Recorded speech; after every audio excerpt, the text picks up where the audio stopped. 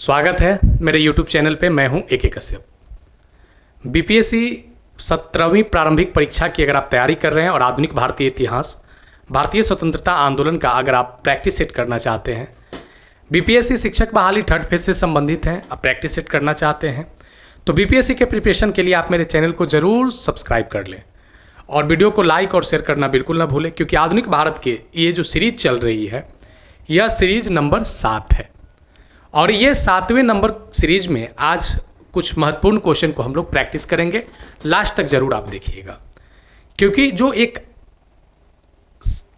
धीरे धीरे चलने की जो प्रक्रिया है, लगभग 4 से 5 महीने का भी समय बचा हुआ है, तो इस 4 से 5 महीने में मुस्तफ़ा जैदी का एक शायर मुझे याद आ रहा है, एक शायरी याद आ रहा है कि चले तो कट जाएगा रास्ता आहिस्ता आहिस्ता।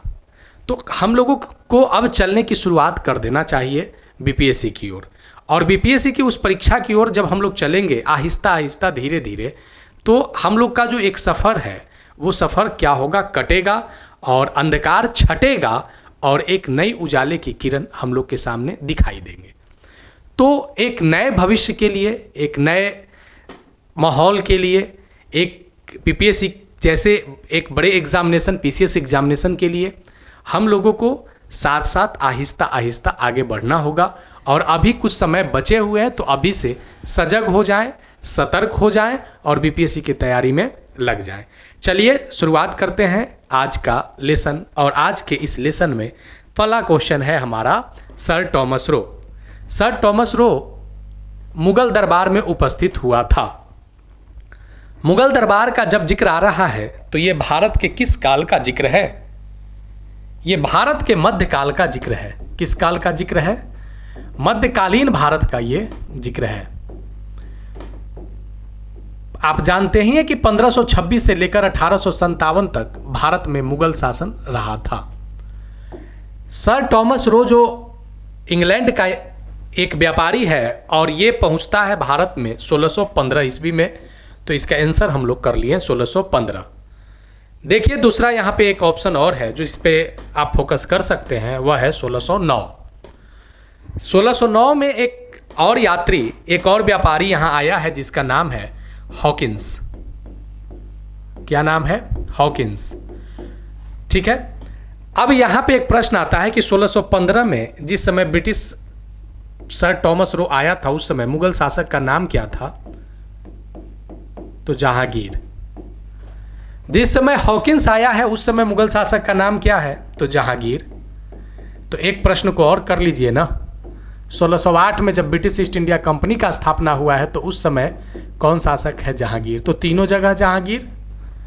जी बिल्कुल, क्योंकि तीनों जगह जहांगीर होगा, क्योंकि जब ईस्ट इंडिया कंपनी 1608 ईस्वी में आई है तो उस समय 1608 ईस्वी में जहांगीर का ही शासन था, क्योंकि जहांगीर के पिता अकबर, जिनकी मृत्यु 1605 ईस्वी में ही हो जाती है, तो ये जहांगीर का शासनकाल रहा था। ध्यान रखिएगा इन सभी घटनाओं में। निम्नलिखित समाचार पत्रों में से कौन सा एक मिलान सही नहीं है? निम्नलिखित समाचार पत्रों में से कौन सा एक मिलान सही नहीं है? देखिए, भारत से संबंधित समाचार पत्र पत्रिकाओं से तो प्रश्न पूछते ही हैं। यह जो प्रश्न है आपका, ये विदेशों में भारतीय लोगों ने जिस समाचार पत्र को प्रकाशित किया था उससे ये प्रश्न है। A, B, C, D 4 option है और इसमें से एक आपको ढूंढना है गलत। Shyamji Krishna Varma Indian sociologist, madam Bhikaji Cama Vande Mataram, Barindranath Chattopadhyay Talwar, Bal Gangadhar Tilak गदर पत्र। तो जो गलत है वो बाल गंगाधर तिलक वाला गदर पत्र गलत है। बाल गंगाधर तिलक नहीं होगा, यहाँ आंसर होगा लाला हरदयाल। ध्यान रखिएगा, लाला हरदयाल। देखिए, ये आप जो देख रहे हैं, श्यामजी कृष्ण वर्मा हो, मैडम भीकाजी कामा हो, या बारिंद्र चट्टोपाध्याय हो, या लाला हरदयाल हो, ये सभी लोगों ने भारत की स्वतंत्रता में महत्वपूर्ण भूमिका निभाया था। मैडम भीकाजी कामा को ही अगर आप लेते हैं तो देखिए, मैडम भीकाजी कामा पहली भारतीय महिला थी जिन्होंने 1907 ईस्वी में ही भारत के लिए विदेश की धरती पर झंडा फहरा दिया था। ये कोई साधारण बात नहीं था। 1907 ईस्वी में विदेश के धरती पर, विदेशी भारत में झंडा फहराए हुए था, डच, पुर्तगाली, फ्रांसीसी ब्रिटिश, और ये जाके कहाँ फहरा दी? जर्मनी में। जर्मनी का एक शहर था स्टुटगार्ट, उस स्टुटगार्ट में जाकर इन्होंने झंडा फहरा दिया था। किसने? मैडम बीकाजी कामा ने। भारतीय झंडा, भारत की स्वतंत्रता की झंडा। पूछे प्रश्न कि भारत की पहली स्वतंत्रता की झंडा किसने फहराया था? तो मैडम बीकाजी कामा ने। बाद में 1930 में 26 जनवरी 1930 को पंडित जवाहरलाल नेहरू स्वतंत्रता का झंडा फहराए थे।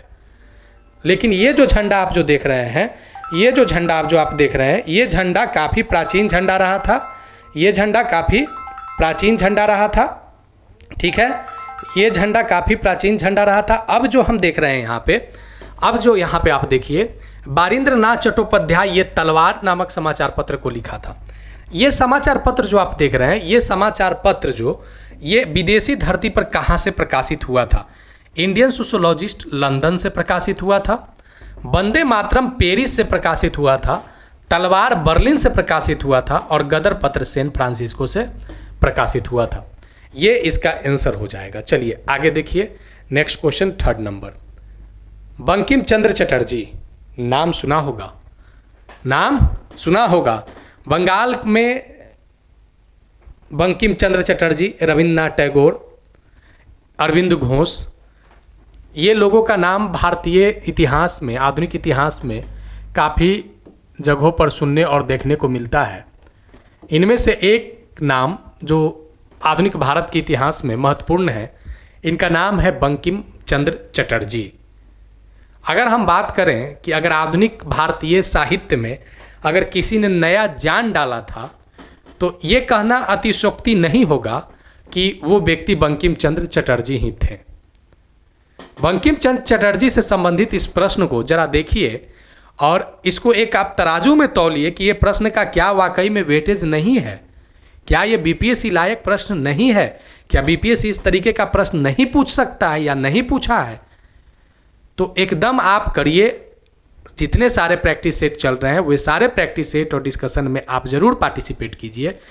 इसका देखिए मज़ा आपको एग्जामिनेशन हॉल में आएगा जब आपका प्रिपरेशन प्रीलिम्स की इस तरीके से रहेगा। और इतना आप मान के चलिए, अगर सारे सेट को कर लेते हैं तो आपको आपका एग्ज़ाम काफ़ी आपको हॉल में आसान प्रक्रिया में लेकर चला जाएगा। तो इस बात को हमेशा ध्यान रखिएगा। एग्ज़ाम को अगर आप आसान करना चाहते हैं, क्योंकि बीपीएससी में निगेटिव भी है, तो अगर आप एग्ज़ाम को ईजिली लेकर चलना चाहते हैं तो आप प्रैक्टिस करते रहें। बंकिम चंद्र चटर्जी का अधिकतर उपन्यास साहित्यिक होता है। बंकिम चंद्र चटर्जी का अधिकतर उपन्यास साहित्यिक होता है।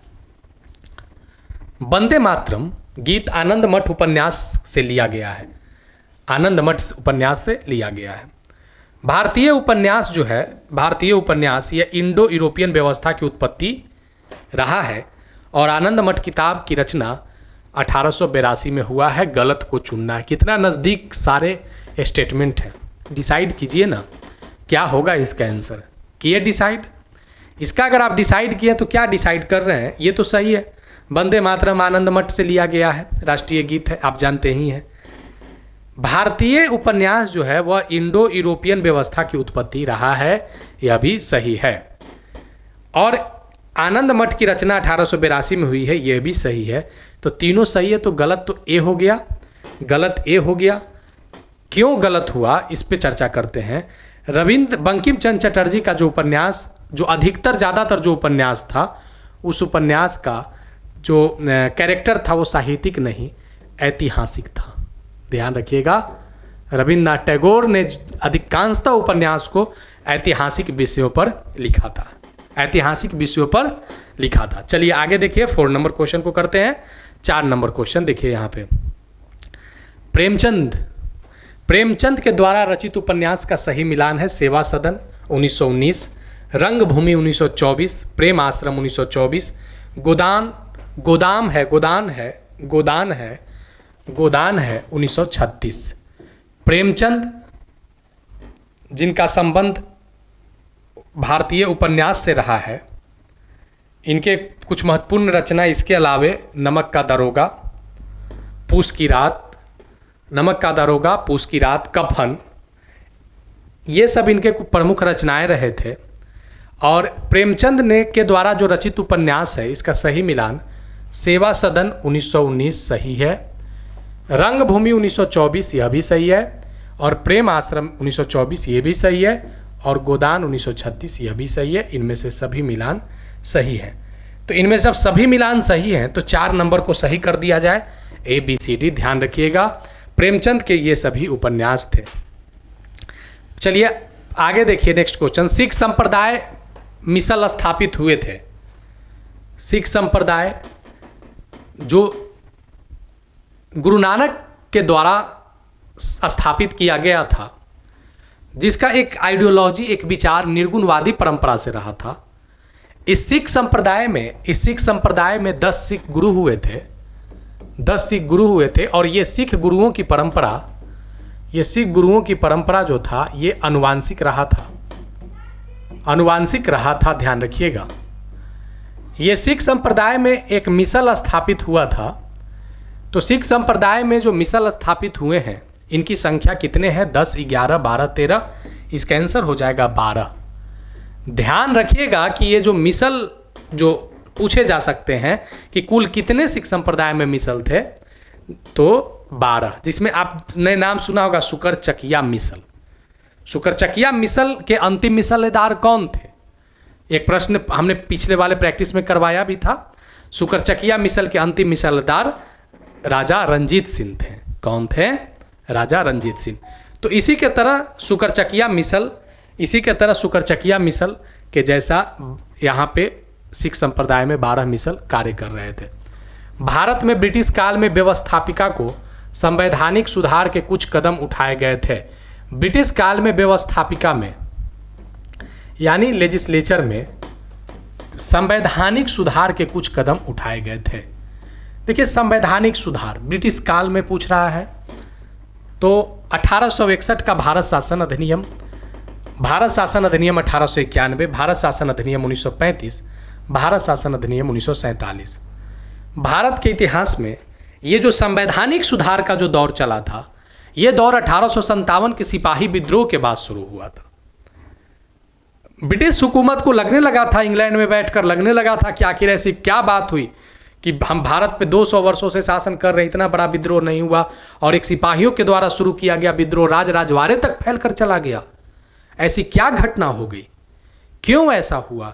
तो इसको लेकर उसने क्या किया कि ब्रिटिश कंपनी शासन को समाप्त कर दिया और सीधे ब्रिटिश संसद से, ब्रिटिश शासन व्यवस्था से भारतीय शासन व्यवस्था को जोड़ दिया गया। इसका नतीजा क्या निकला? कहा गया कि भारत में संवैधानिक सुधार करेंगे। तो भारत में संवैधानिक सुधार जो हुआ था, ये मुख्य रूप से जो ब्रिटिश काल में संवैधानिक सुधार के उठाए गए कदम में 1861 में पहली बार जो था वह इसको लेकर कुछ कानून बनाए गए थे। तो ध्यान रखिएगा, ये आपका अच्छा क्वेश्चन है। 1861 के भारत शासन अधिनियम ब्रिटिश काल के व्यवस्थापिका में संवैधानिक सुधार के कुछ कदम की शुरुआती कदम इसे माना जाता है। आगे देखिए 7 नंबर। निम्नलिखित राष्ट्रवादियों में से कौन एक कथन गलत है? निम्नलिखित राष्ट्रवादियों में से कौन एक कथन गलत है? व्याख्या है। क्या व्याख्या है जरा देखिएगा। हम कोई भीख नहीं मांगते, हमें केवल न्याय चाहिए, हमें आयरलैंड और कनाडा के जैसा स्वराज्य चाहिए। ठीक है, हम कोई भीख नहीं मांगते, हमें केवल न्याय चाहिए, हमें आयरलैंड और कनाडा के जैसा स्वराज्य चाहिए। तो एक बात पे हम यहाँ छोड़े जाते हैं, कभी डिस्कस करेंगे कि स्वराज और स्वतंत्रता ये दोनों अलग अलग शब्द है। ध्यान रखिएगा, इस पे कभी चर्चा करेंगे।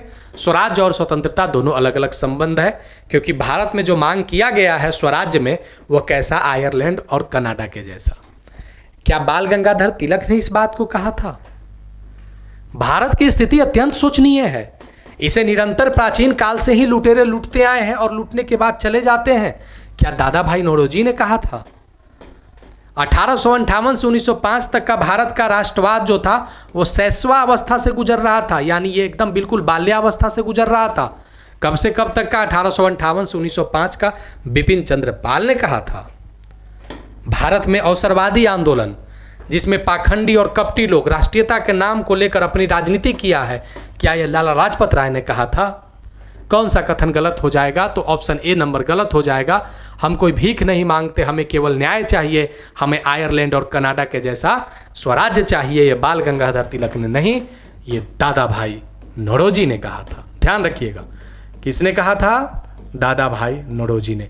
और ये चारों स्टेटमेंट को हमेशा एक गांठ बांध लीजिएगा, ये सब पूछे जा सकते हैं प्रश्न बीपीएससी में। प्रीवियस में भी कुछ एग्जाम में ऐसे प्रश्न पूछे जाते हैं इस पैटर्न पे। चलिए आगे देखिए, निम्नलिखित में किसके कहने पर जवाहरलाल नेहरू ने वर्ष 1920 में भारतीय गांवों का दौरा किया था? किसके कहने पर? दुर्गपाल सिंह, गौरी शंकर मिश्र, नारायण द्विवेदी, बाबा रामचंद्र। देखिए इसमें जो गौरी शंकर मिश्र और नारायण द्विवेदी देख रहे हैं, ये उत्तर प्रदेश के किसान सभा से जुड़े, किसान आंदोलन से जुड़े हुए थे, ठीक है। और बाबा रामचंद्र भी देख रहे हैं, ये भी किसान आंदोलन से ही संबंधित थे। दुर्गपाल सिंह भी किसान आंदोलन से ही संबंधित है, तो चारों एक किसान आंदोलन से संबंधित थे। ध्यान रखिएगा कि जैसे महात्मा गांधी को दक्षिण अफ्रीका से लौटने के बाद 1915 में गोपाल कृष्ण गोखले ने कहा था कि महात्मा गांधी आप एक बार, महात्मा और गांधी तो उनका उस समय नाम नहीं था, मोहनदास करमचंद गांधी नाम था, महात्मा तो बाद में उनका नाम आया है, रविन्द्रनाथ टैगोर के द्वारा दिया गया है। तो महात्मा गांधी को कहा कि आप 1 वर्ष तक भ्रमण कीजिए। तो महात्मा गांधी को भारत घूमने के लिए, भारत भ्रमण के लिए किसने कहा था? तो गोपाल कृष्ण गोखले ने। किसने? गोपाल कृष्ण गोखले ने। इसी कारण ना महात्मा गांधी गोपाल कृष्ण गोखले को राजनीतिक गुरु कहते हैं। महात्मा गांधी के कभी प्रश्न पूछ सकता है कि महात्मा गांधी के राजनीतिक गुरु कौन थे? तो गोपाल कृष्ण गोखले। गोपाल कृष्ण गोखले वे शख्स थे जो महात्मा गांधी से मिलने मोहम्मद अली जिन्ना के साथ अफ्रीका गए थे। किसके साथ? मोहम्मद अली जिन्ना के साथ, क्योंकि मोहम्मद अली जिन्ना गोपाल कृष्ण गोखले के सचिव थे। ध्यान रखिएगा, सेक्रेटरी थे। तो गोपाल कृष्ण गोखले अफ्रीका भी मिलने गए थे, इसलिए गांधी उनके शुरू से ही करीब रहे थे। भारत आए तो गांधी को सलाह दिया कि 1 वर्ष तक भारत घूमिए आप और भारत की स्थिति को देखिए और तब कुछ डिसीजन कीजिएगा कि भारत में कुछ करने लायक है या नहीं है। तो घूमे तो देखिए कि बाप रे बाप, इतनी ज़बरदस्त गरीबी और अंग्रेजों का इतना शोषण। एक गरीबी होता है जो प्राकृतिक गरीबी होता है, हमारे पास संसाधन है लेकिन हम यूटिलाइज करने का तरीका नहीं जान रहे हैं। हमारे पास बहुत सारा खाने की संपदा है लेकिन उसको बनाने का हमें ढंग ही नहीं पता है। लेकिन हमें ढंग भी पता था, हमें शासन करने के तरीके भी पता थे, हमें आर्थिक स्थिति भी पता था, आर्थिक एक्टिविटी भी पते थे, हमें राजनीतिक स्थिति भी पता था, क्योंकि हमारे पास विश्व का सबसे बड़ा संघ गणराज्य वैशाली था। लेकिन शोषण भी कोई और कर रहा है, वो ब्रिटिश शोषण करे। गांधी जैसे व्यक्ति को, गांधी जैसे कैरेक्टर को लगा कि ये तो लूट हो रहा है भारत में। तो ठीक उसी तरीके से जवाहरलाल नेहरू को भी 1 वर्ष का दौरा करने के लिए बाबा रामचंद्र ने कहा था, ठीक है। और ये 1 वर्षों तक 1920 में ये भी भारत को अलग अलग जगहों पर घूमे थे, गांवों में घूमे थे। इनमें से जनमत संग्रह और सैनिक कार्रवाई किस प्रांत के विलय भारत में किया गया था? जनमत संग्रह, देखिए जब भारत में जब आज़ादी मिल रही थी तो ये कहा गया कि जिसको भारत में रहना है वो भारत रहे, जिसको पाकिस्तान में रहना है पाकिस्तान रहे, जिसको स्वतंत्र रहना है स्वतंत्र रहे। ये सब ब्रिटिश का एक बाल्कन प्लान था। कौन प्लान? बाल्कन। जब कैबिनेट मिशन योजना में जब ये फेल लगने लगा तो ये बाल्कन प्लान लाया था। शायद क्वेश्चन भी होगा आगे, देख लेंगे उसमें। तो सैनिक कार्रवाई जूनागढ़, हैदराबाद और कश्मीर, ये तीनों को जनमत संग्रह और सैनिक कार्रवाई से मिलाया था। जैसे यहाँ देखिए, हैदराबाद को पुलिसिया कार्रवाई से, हैदराबाद को पुलिसिया कार्रवाई से सैन्य शासन के द्वारा मिला लिया गया था भारत में। जूनागढ़ को जो देख रहे हैं ये जनमत संग्रह के आधार पर, किस आधार पे? जनमत संग्रह के आधार पर। और कश्मीर को जो मिलाया था ये विलय पत्र के माध्यम से। किस पत्र के माध्यम से? विलय पत्र के माध्यम से। चलिए आगे देखिए, बाल्कन प्लान के विषय में सही कथन क्या है? माउंटबेटन के दिमाग का उपज था Balkan plan. Balkan plan cabinet mission योजना का एक वैकल्पिक स्वरूप था और बंगाल और पंजाब के सत्ता हस्तांतरण से पहले जनमत संग्रह का स्वीकृति दिया गया था। इनमें से सभी बाल्कन प्लान से संबंधित ऑप्शन ए सही है। माउंटबेटन, लॉर्ड माउंटबेटन भारत का अंतिम वायसराय है। लॉर्ड माउंटबेटन भारत का अंतिम वायसराय है। ध्यान रखिएगा, भारत और पाकिस्तान के विभाजन के समय जो भारत और पाकिस्तान को बांटने वाला रेड क्लिप लाइन है, ध्यान रखिएगा, रेड क्लिप जो लाइन है, रेड क्लिप जो रेखा है, तो ये माउंटबेटन के समय ही खींचा गया था, यानी भारत और पाकिस्तान के विभाजन किया गया था। बाल्कन प्लान कैबिनेट मिशन योजना का एक वैकल्पिक स्वरूप है। यह भी सही है। बंगाल और पंजाब को देखिए खेला यहीं पे खेला जा रहा है ब्रिटिश हुकूमत के द्वारा। कहा गया कि पाकिस्तान और भारत तो अलग अलग देश होंगे ही, लेकिन इसमें बंगाल और पंजाब को लेकर मुद्दा उठा दिया गया बाल्कन प्लान में। कहा कि सत्ता हस्तांतरण से पहले कि ये भारत में रहेगा या नहीं रहेगा, इस हस्तांतरण से पहले, क्योंकि ये दोनों भारत के भौगोलिक क्षेत्र में थे, तो भारत में रहेगा या नहीं रहेगा तो पहले जनमत संग्रह करवा लीजिए। तो जनमत संग्रह करवाने का जब नाम आया तो पंडित जवाहरलाल नेहरू ने इसका पुरजोर विरोध किया बाल्कन प्लान को। कहा कि कुछ भी हो जाएगा, ये काम हम नहीं होने देंगे। किसी भी हाल में हम बंगाल और पंजाब में जो है वह जनमत संग्रह की स्वीकृति तो नहीं देंगे, ये तो तय है। और पंडित जवाहरलाल नेहरू की ये बात इतना जिद पे वो अड़ गए कि वाकई उन्होंने बाल्कन प्लान को ही कैंसिल करवा दिया पंडित जवाहरलाल नेहरू। तो बंगाल और पंजाब को अलग स्वतंत्र प्रांत बनने से रोकने में पंडित जवाहरलाल नेहरू का योगदान रहा था। इनमें से सभी इसके आंसर हो जाएंगे। इनमें से किस योजना को भारतीय स्वतंत्रता अधिनियम के नाम से जाना जाता है?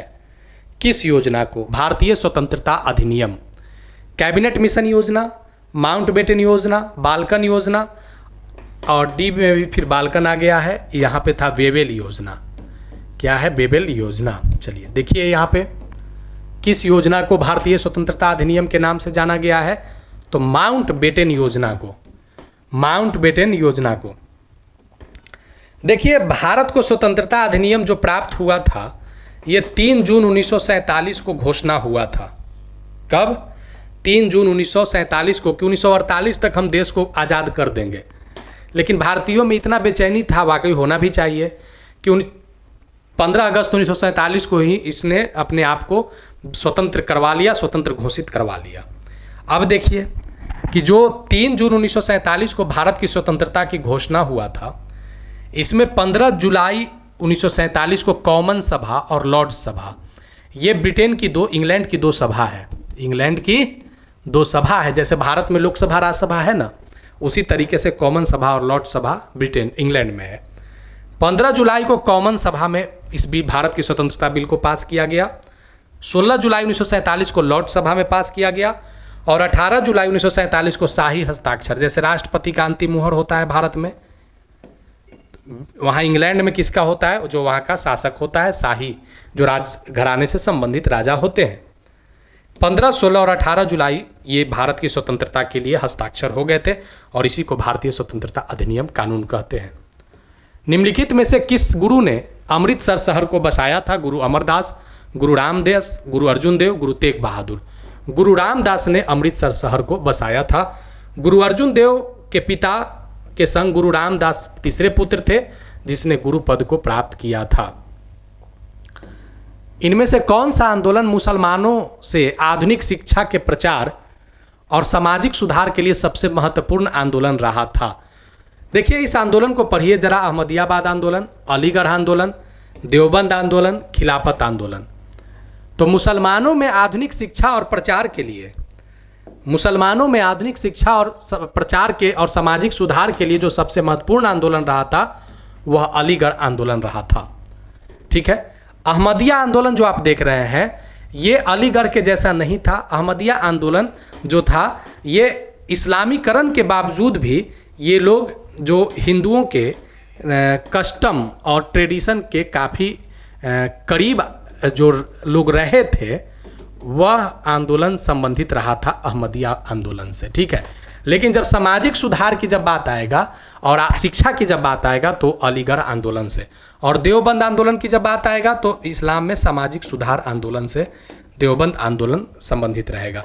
खिलाफत आंदोलन की जब बात आएगा तो ऑटोमन साम्राज्य से संबंधित रहेगा, जो तुर्की में खलीफा पद की समाप्ति के बाद और जो ऑटोमन साम्राज्य था उसको समाप्ति के बाद भारत में खिलाफत आंदोलन चलाया गया था। तो ये आपके इस्लाम के आंदोलन से संबंधित प्रश्न रहे थे।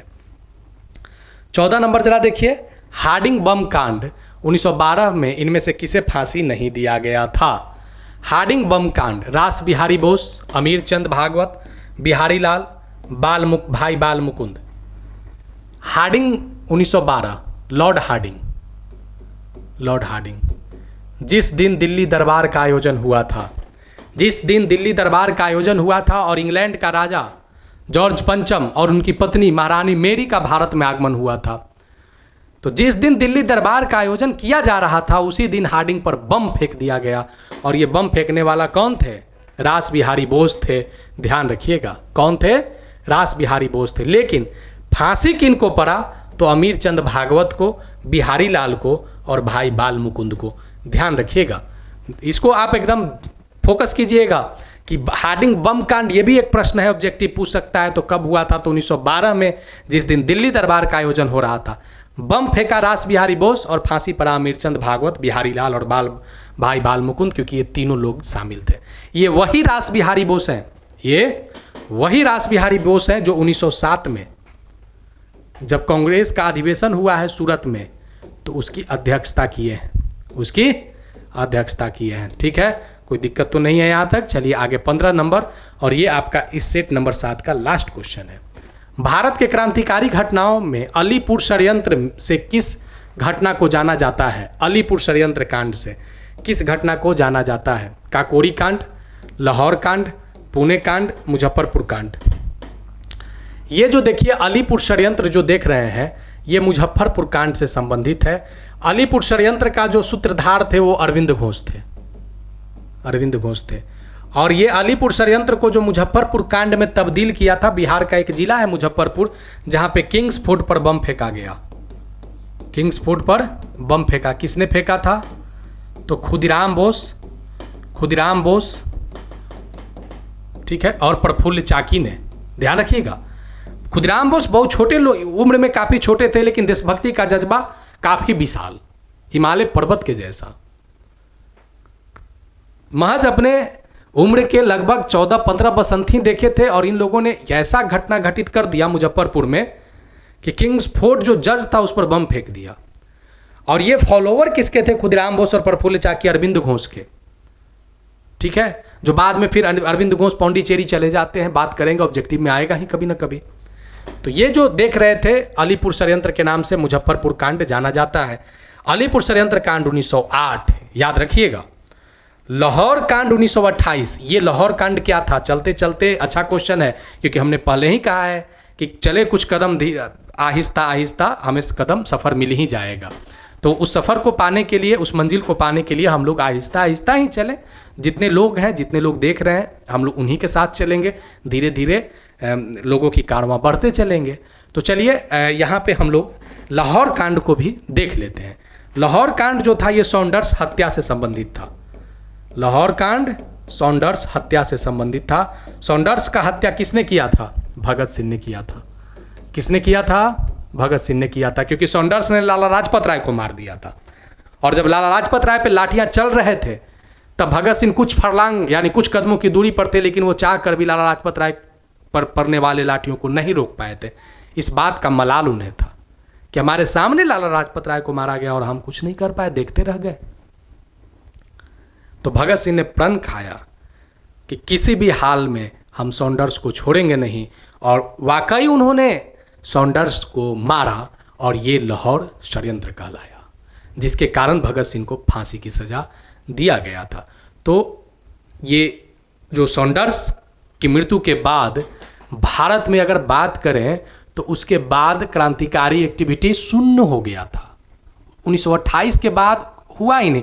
साइमन क्या आया कि भारत की जितने गतिरोध थे वो सभी समाप्ति हो गए, क्योंकि जितना भारतीय लोगों का क्रांतिकारी गोली बारूद वाला जो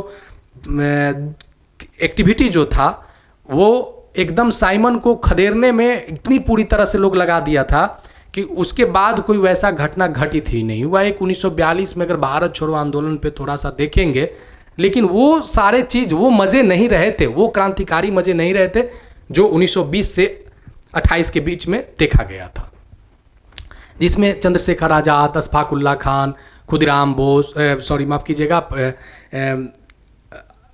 खुदीराम, अशफाक उल्लाह खान, चंद्रशेखर आज़ाद, ये लोग जैसे क्रांतिकारी ने 8-10 वर्षों तक भारत के भौगोलिक क्षेत्र पर एकदम गजब डंका बजा दिया था।